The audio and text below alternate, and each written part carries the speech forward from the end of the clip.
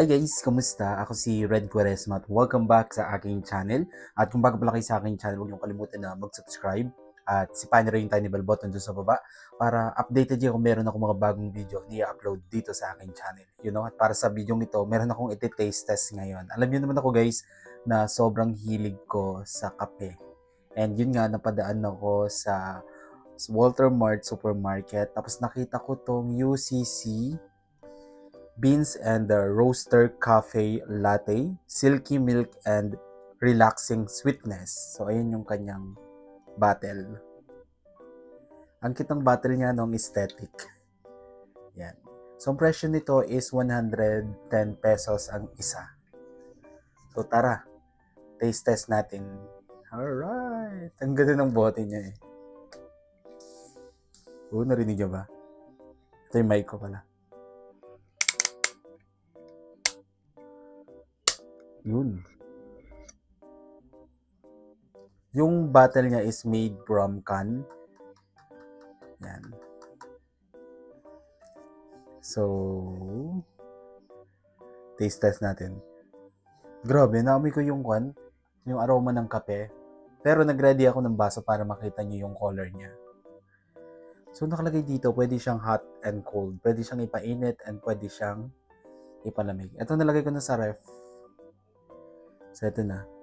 Ay, dapat pala sinake ko, no? Para baka mayroong namuong mga cream, coffee, saka yung sugar niya. Yun.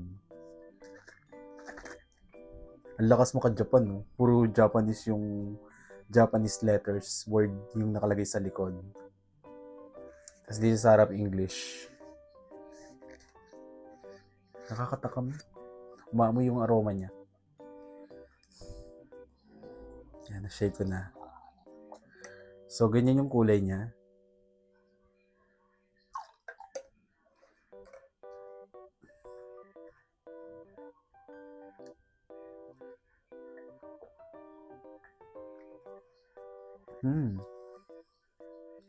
Hindi siya matamis, guys.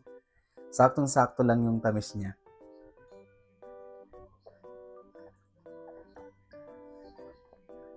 Sakto yung lasa niya. Ang sarap niya, gusto ko siya.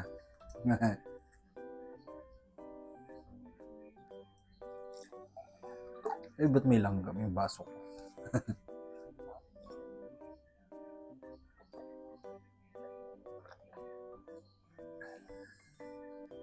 Nakaka-relax yung kape, grabe.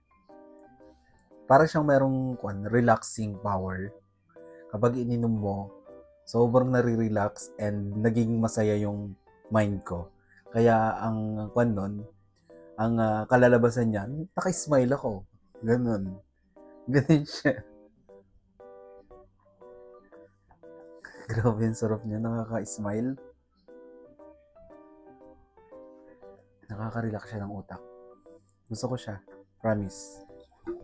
Bigyan ko siya ng 10 out of 10. Approved! Try nyo din.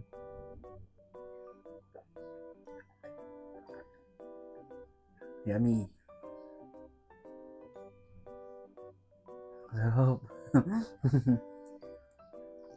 Last shot.